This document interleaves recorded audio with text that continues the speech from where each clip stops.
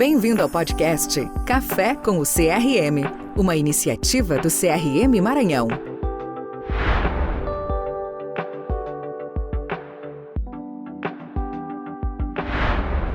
Olá, nós estamos em mais uma edição do programa Café com CRM. O Café com CRM é uma iniciativa da atual gestão do Conselho Regional de Medicina do Maranhão em atualizar os colegas nos assuntos mais importantes para todas as especialidades. No caso, hoje, nós estamos aqui com o Dr. Rony, que ele vai já se apresentar, mas nós estamos em pleno Novembro Roxo, que é o novembro da prematuridade, da reflexão sobre a prematuridade e suas consequências. A gente sabe que a prematuridade é a principal causa de morte em crianças menores de 5 anos. É um problema de saúde pública mundial, e um dos temas que nós vamos conversar aqui com o Dr. Rony é sobre a vacinação do recém-nascido pré-termo. Dr. Rony, seja muito bem-vindo, pode se apresentar inicialmente para nós começarmos a conversar. Obrigado, doutora Marinéia. Primeiro, parabenizar o CRM na gestão atual por esse programa aqui, Café com CRM, que realmente é muito bom a gente ter veículos para propagar informações embasadas, né? Diante de um mundo com tanta densidade de informação, e é difícil filtrar a informação atualmente, né? Bom, então, meu nome é Rony Mendes, eu sou médico pediatra, sou também alergista, imunologista, já trabalho com vacinação anti-infecciosa há mais de 20 anos, sempre fui um encantado por esse tema. Atualmente eu estou no Departamento de Imunizações da Sociedade Brasileira de Alergia e estou muito feliz aqui para falar sobre esse tema. Muito bem, então nós começamos por um assunto que vai interessar tanto aos médicos quanto à população em geral. Por que o recém-nascido pré-termo exige uma atenção especial? A gente sabe que a principal proteção imunológica, temporalmente, ela ocorre no 3º trimestre da gravidez, e eles chegam antes. Então, eles chegam imunologicamente comprometidos, é isso? Isso, do ponto de vista imunológico, né, o pré-termo ele recebe menos anticorpos maternos, a passagem transplacentária dos anticorpos ela acontece principalmente no último trimestre de gestação, então isso é literalmente abortado, então aquela proteção via anticorpos ele recebe bem menos. Além disso, os outros, digamos, entre aspas, departamentos da imunidade também estão comprometidos, departamento celular, departamento humoral, então por vários aspectos, além dos aspectos anatômicos, né, os pulmões são menores, as vias aéreas são menores. O que é curioso e é benéfico, já introduzindo vacinação, é que apesar de eles terem uma resposta menor às infecções, felizmente, eles têm uma resposta satisfatória à vacinação. Então, vale a pena vacinar o prematuro? Vale demais. Eles respondem, e inclusive já um ponto muito importante é que a gente vai usar a idade cronológica. Isso é básico e importante e bom sempre lembrar. Então, não vamos, entre aspas, ligar para a idade gestacional de quando que ele nasceu. Nasceu, beleza. 2 meses depois que nasceu, ele vai receber as vacinações dos 2 meses, né? E vão funcionar bem, tá? Isso é muito importante que você colocou. A Sociedade Brasileira de Pediatria, ela lançou, né, tem um calendário especial para o recém-nascido pré-termo. E uma coisa importante que você referiu é em relação à idade, porque nós, os pediatras, neonatologistas, tudo que nós fazemos em acompanhamento ao recém-nascido pré-termo é baseado numa idade gestacional corrigida. Então, você vê o desenvolvimento, o acompanhamento todo com a idade gestacional corrigida. E é importante salientar que, no caso da vacinação, não, é a idade cronológica. E considerando que esses bebês, em geral, dependendo do peso e da idade gestacional, eles passam muito tempo na UTI, vai chegar a idade cronológica que eles ainda estejam lá, e é importante começar a vacinação. Por exemplo, eu queria que você comentasse alguma coisa a respeito, por exemplo, da vacinação BCG. Pronto. A BCG, ela tem uma limitação, né? Tem 2 que têm limitações, ao nascer, a BCG e a hepatite B. A BCG, se a criança tiver menos que 2 quilos, ela deve ser postergada. Curioso, por quê? Porque não vai funcionar ou porque vai ter mais risco de efeitos colaterais naquele bebê de 1.800 gramas, por exemplo? Não. É simplesmente uma questão tecidual. Simplesmente ele não tem um tecido Porque lembra, a BCG gera aquela reação intradérmica, um pouco subcutânea, gera aquela pústula. Então, o bebê não tem tecido para a gente ter aplicação da BCG. É isso, é uma questão tecidual. Né? Não é nem imunológica, nem com receio de eventos adversos. O porquê é esse. Né? Muito, muito interessante, porque Sim. muitas pessoas, mesmo as equipes da vacinação, a equipe de enfermagem, a equipe multiprofissional como um todo, né? E às vezes o bebê está com 1.995 gramas e só pode a partir de 2 quilos. O critério que o governo adotou é esse, né? Fora do sistema público, qualquer prematuro, qualquer criança, na verdade, ela já recebe a vacina celular. Muito bom. Cada conquista quando a gente pensa nos recém-nascidos pré-termo, como eles nascem e o que aconteceu nos últimos 20 anos, em relação a proporcionar a eles e às suas famílias, né, no caso da mãe, por exemplo, licença, por exemplo, apoio com passagem. Então, esse apoio em relação à vacina Hexa é uma coisa muito importante que a gente também precisa saber, divulgar e cobrar, né? Outro parêntese, o bebê que ainda está internado aos 2 meses, mesmo que ele não seja prematuro, ele tem direito à Hexa celular, pentacelular via CRIA. Importantíssimo. Está lá no manual do CRIA 2023. Qualquer um pode baixar. Isso é muito importante, porque quais são as causas... Página 21. Quais são as causas de internação em UTI neonatal, além da prematuridade? Anóxia perinatal grave, malformações congênitas. Então, essa é uma informação muito rica, muito importante. E aí a gente queria falar também de algumas outras vacinas, por exemplo, rotavírus. Sim, a vacina de rotavírus, particularidade é que se o bebê estiver internado, a rotavírus se faz aos 2 e aos 4 meses. Se o bebê ainda está internado aos 2 meses, ele não faz a rotavírus pelo risco teórico, hipotético, de transmissão intra-hospitalar. Isso é um risco teórico, mas é aplicado ainda, é uma norma ainda, sim. Certo. Quando existia polio oral, também a polio oral, nesse caso, não seria feita. Mas pelo já potencial não existe risco também, né? Teórico. Teoricamente, Isso é muito importante que a gente saiba essas situações frequentes na prática e que quando você pode ou quando não pode, para a gente não fazer o que não deve e não deixar de fazer aquilo que deve. Por exemplo, esse bebê de extremo baixo peso, né?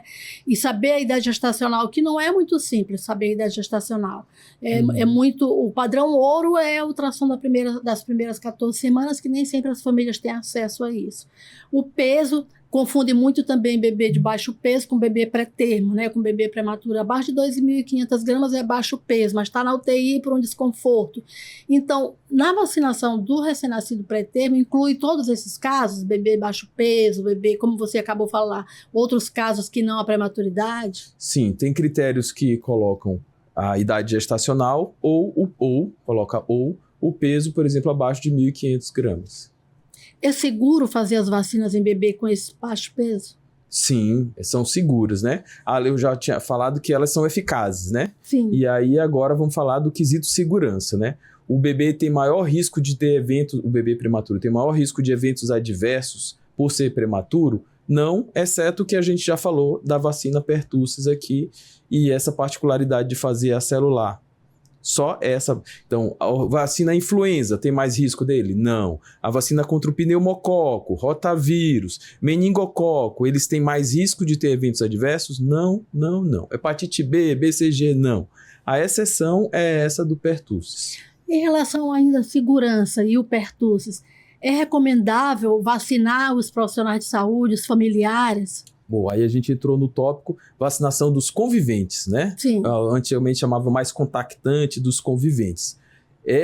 Todo bebê, na verdade, prematuro ou não, com menos de 1 ano de idade, principalmente com menos de 6 meses de vida, está extremamente fortemente recomendada a vacinação contra a influenza para os conviventes, coqueluche, qualquer um que der um Google aí vai ver o quanto que a coqueluche voltou, aumentou 1.200% no ano passado, esse ano continua alta, né? Quem passa coqueluche para o bebê são os familiares, a maioria das vezes a mãe, tá? Então, influenza, coqueluche, covid, que são o que acomete os bebês, né? Varicela também, quem nunca teve varicela vai ter contato com o bebê. Por quê? Pertussis, a criança toma vacina, que é coqueluche, né? A criança toma 2, 4, 6 meses. ela só vai ficar mais protegida mesmo depois dos 6 meses.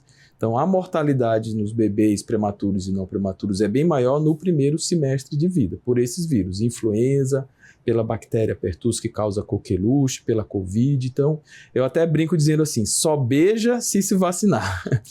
Só pode beijar se tiver vacinado. Não deixa babás, né, funcionários. E aí, também ainda sobre esse tópico, lembrar que a vacina DTPA, que é a que protege contra coqueluche, está disponível na rede pública, em qualquer posto para profissionais que trabalham com bebês, em maternidades, técnicos. Isso está lá na normativa do governo. Se chegar no posto e não acontecer, você puxa, a normativa está aqui, ó.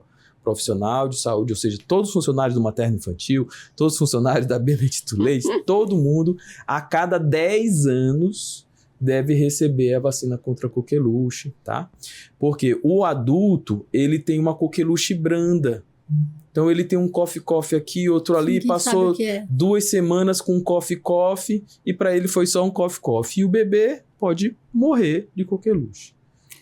Tem um assunto muito interessante, muito importante para nós neonatologistas, que é a morbidade, a mortalidade pelo vírus inicial respiratório, que atinge as crianças e as famílias, as pré-termo, não só os pré-termos, mas essencialmente o pré-termo, pela configuração biológica da árvore respiratória, pelo déficit imunológico, pelo tempo que fica em UTI neonatal, pela exposição à ventilação mecânica. Uhum. E durante muitos anos nós sofremos muito porque demos alta hospitalar para o bebê e ele é internado no pronto-socorro com vírus inicial respiratório. E aí eu queria que você colocasse para a gente em que pé está atualmente a atuação contra o VSR. Felizmente, muitas novidades sobre esse inimigo, contra esse inimigo VSR, que é um inimigo há muitas décadas, né? Por que voltou-se a falar?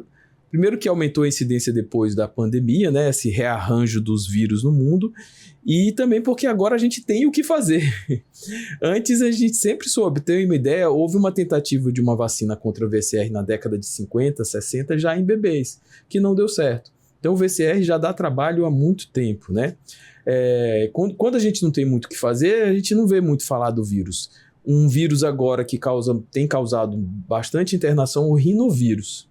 Mas não tem vacina, não tem anticorpo, não tem o que fazer. Então interna tanto bebês quanto idosos. Então quando tiver uma vacina ou um anticorpo com o rinovírus, aí ele vai entrar, aí vai estar falado agora. Agora a gente só mede lá, pega as estatísticas e vê ele tá lá. A gente tem proteção para o VSR, que vamos falar agora, para a Covid e para a influenza, para esses vírus que internam, né? VSR. Nós temos uma comemoração a fazer, porque em poucas semanas vamos ter a vacina contra VSR para gestante se vacinar, tá? É praticamente fato, já saiu até a instrução normativa, já. Qualquer gestante, doutor Rony, eu tenho uma idade gestacional. Todas as gestantes a partir de 28 semanas. O governo, do ponto de vista coletivo, não colocou limite, ou seja, vai parir amanhã, ela toma a vacina hoje. Isso não é muito econômico nem muito inteligente, porque precisa de tempo para a passagem transplacentária, né?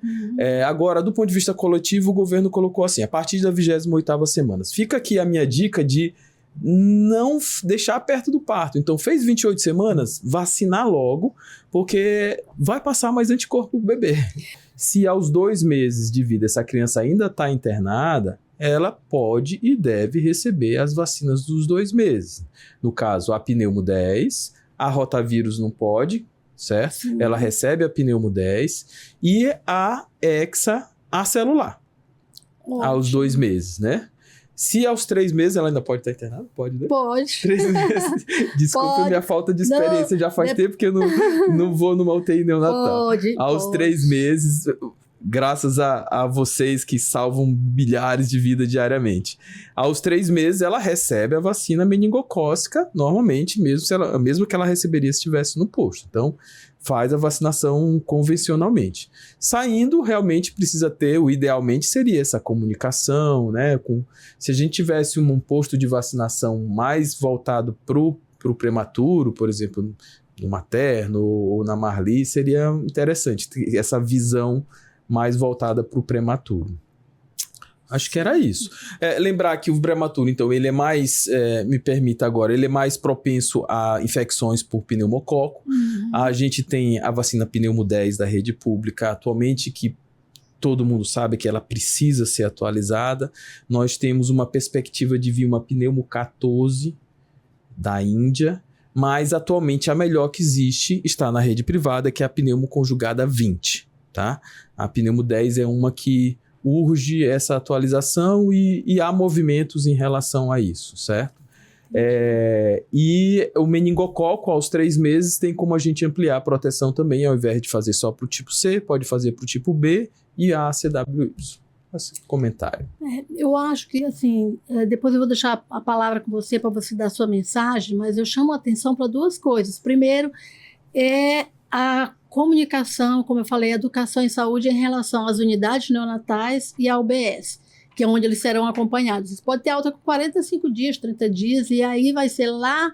Aí, na UBS, pode ter aquela ideia, não, ele nasceu prematuro, ele não pode fazer a vacina ainda. Então, é isso que a gente se preocupa, é sobre isso que eu queria que você reforçasse na sua mensagem final, para o fato de que o prematuro, diferente do que se possa pensar, ele precisa mais ainda de ter a sua vacinação em dias. A gente conversa bastante com a mãe, será se você quer, quando está perto do parto? Olha, às vezes até bota para ela assinar um documento. Estou fazendo daqui a uma semana, eu vou ter o parto. Olha, é um investimento questionável. Então, mas o ideal, fica aqui a dica, 28ª semana, né? Se fosse minha filha tivesse gestante com 28ª semana, eu ia fazer nela hoje, tá? Okay. Inclusive para quem ainda está fazendo investimento na rede privada atualmente, porque a gente não tem uma data certa, né? Para vir essa vacina.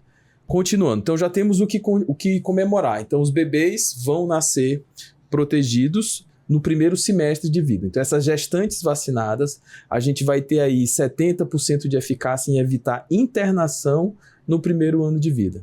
É até um exemplo importante para a gente entender o critério de se adotar ou não uma vacina. Veja, essa vacina que a gente está falando que a gestante vai fazer, que é a Brisvo, ela não é barata. Não é barata. Foi a primeira vacina com 3 dígitos que o governo vai comprar para adotar no PNI, né?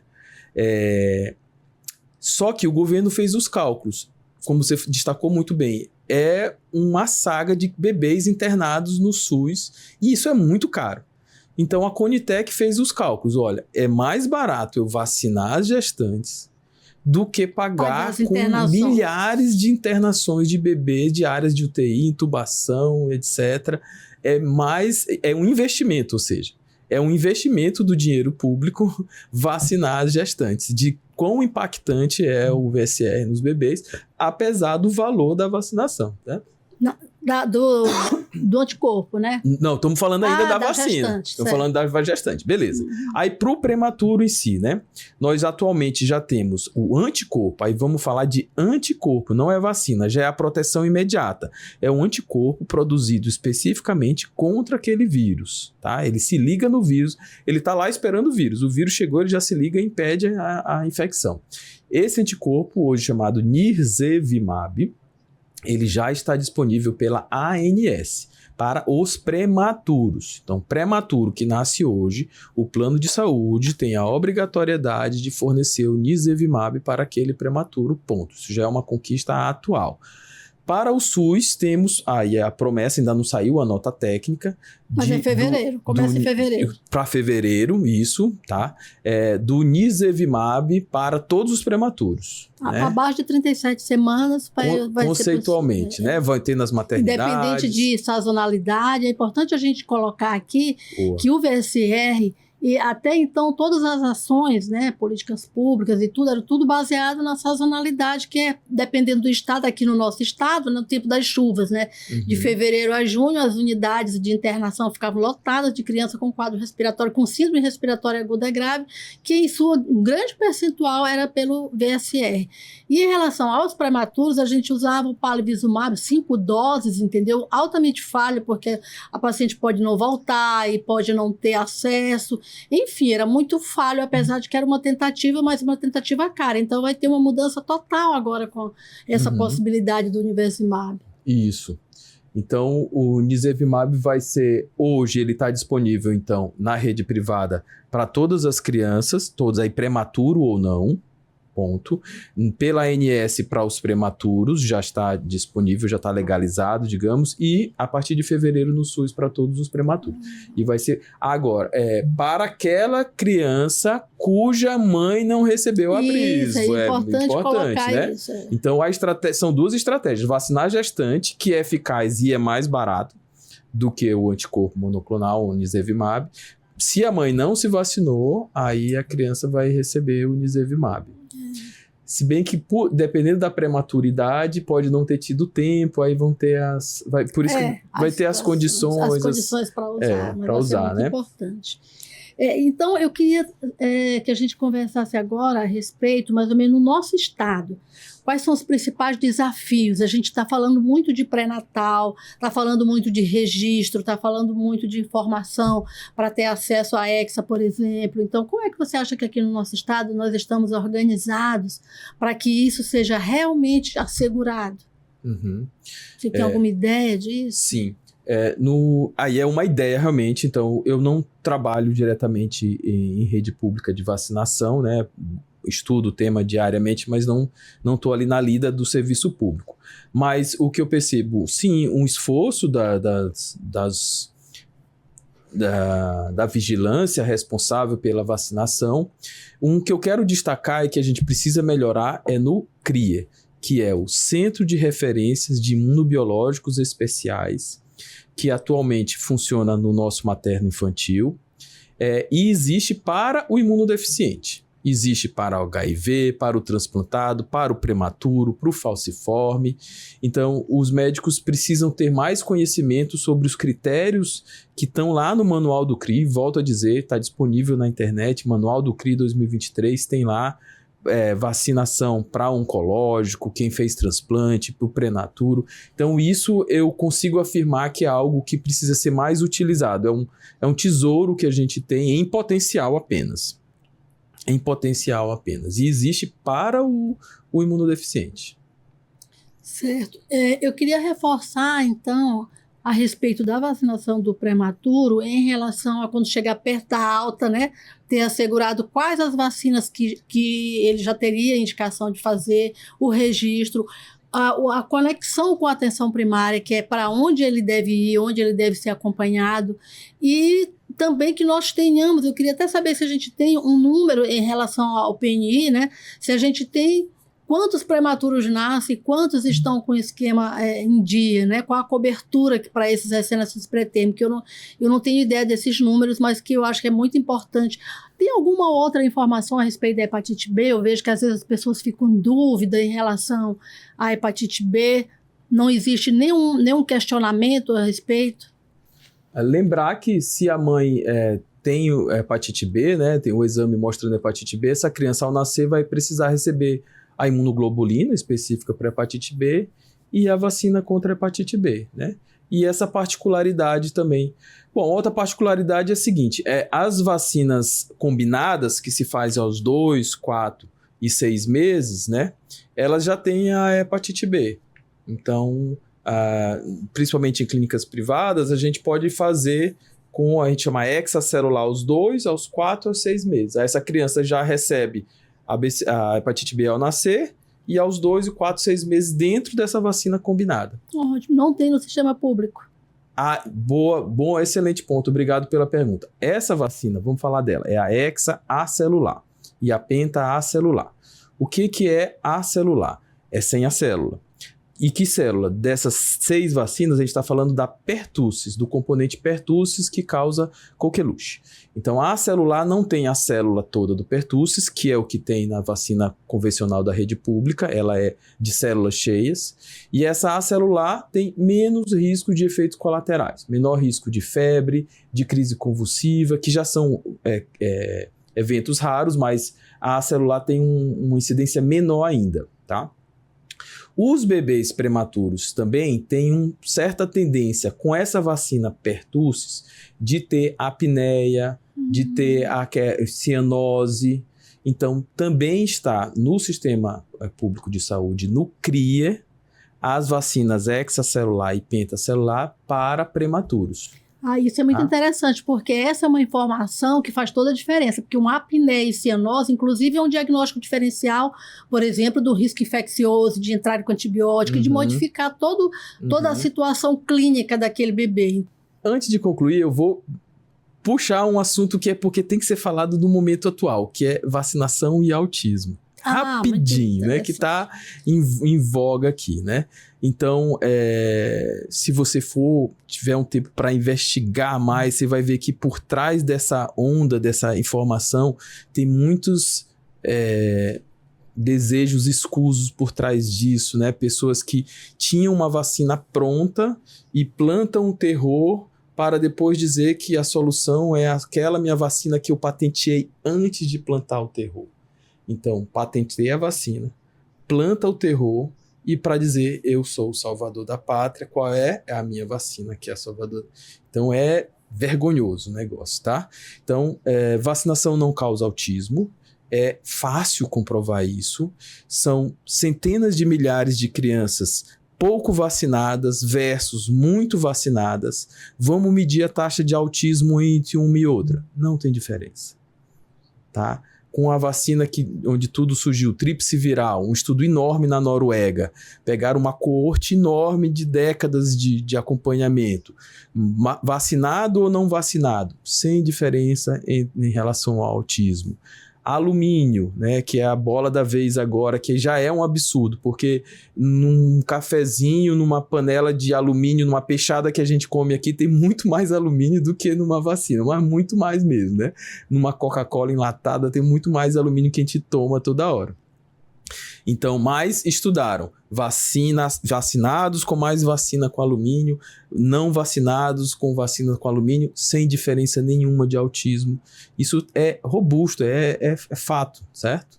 Então, vacinação não causa autismo, né? Como o mundo, a gente vem epigeneticamente torturando nossos genes, né? E passando isso de geração para geração, né? Então, existe algo no mundo que está acordando esses genes, né, do autismo? Sim. Existe algo que a gente está fazendo de errado, antinatural, ponto, né? E é a vacinação? Não é a vacinação. Não vamos perder tempo com isso, vamos procurar outras coisas, né? A culpa tá na Coca-Cola mesmo, tá no estilo de vida, no óbvio que a gente não quer ver mesmo, tá? E vamos recapitular que, fechando aqui, o prematuro, que é o nosso ponto principal aqui, ele é mais frágil para a infecção, ponto. Então, ele tem uma maior necessidade de vacinação. É paradoxal. As vacinas não vão sobrecarregar o sistema imunológico prematuro. Eu acho que é essa ideia que fica subliminar nas pessoas, né? Que vou causar uma overdose, vou sobrecarregar o sistema imunológico. Não. O sistema imunológico do prematuro, ele responde às vacinas, ele não tem mais risco de ter efeito colateral, salvo o que a gente já falou aqui, e ele deve ser vacinado na sua idade cronológica. Certo. Como eu falei no início, a prematuridade ela é um desafio de saúde pública mundial. E ela tem suas singularidades. Tem muitas causas conhecidas, pressão alta, diabetes, uso de drogas, infecções.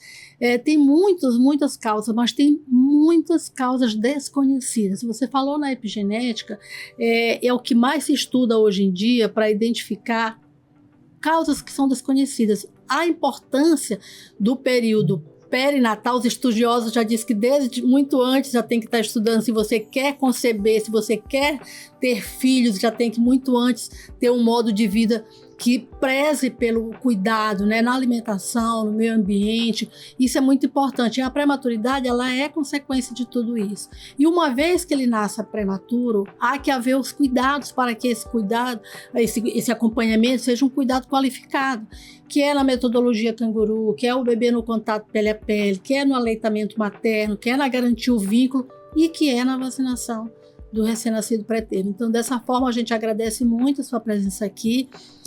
O CRM Maranhão tem esse objetivo de fazer essa educação, né, educação continuada, não só para os médicos, mas para a população, profissionais de saúde em geral. E estamos abertos aqui a chamá-lo outras vezes, né, para falar de vacinação, não só para recém-nascido pré-termo, mas de uma forma geral. A gente gostaria que você aceitasse nosso convite. Já estou aqui. Obrigado. Muito obrigada. Obrigado também. Café com o CRM Maranhão. Seja bem-vindo ao podcast dos médicos e médicas maranhenses.